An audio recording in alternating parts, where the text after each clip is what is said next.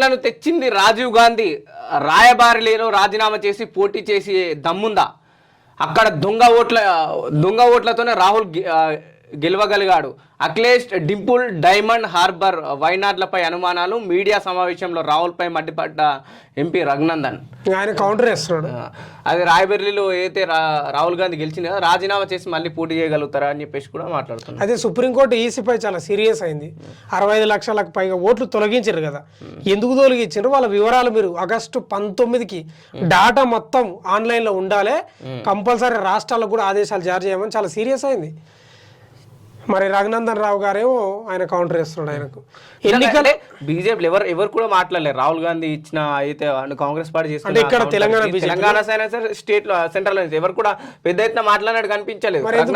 ఆయననే ఎందుకు మాట్లాడుతున్నాడు అనుకోవచ్చు, ఏం అది తెలియదు. కానీ సరే, బీజేపీ నుంచి అయితే ఒక బలమైన కౌంటర్ ఇచ్చే ప్రయత్నం చేసిండు. కానీ ఇచ్చిండు, కానీ ఓట్ల తారుమారు జరిగింది అనేది ప్రజల్లోకి వెళ్ళిపోయింది. అంటే ఇప్పుడు రాహుల్ గాంధీ కూడా బీహార్ నుంచి ఏదో యాత్ర చేపడతారంట, ఈ ఓట్ల నకిలీ ఓట్ల విషయం దేశవ్యాప్తంగా యాత్ర చేస్తారంట.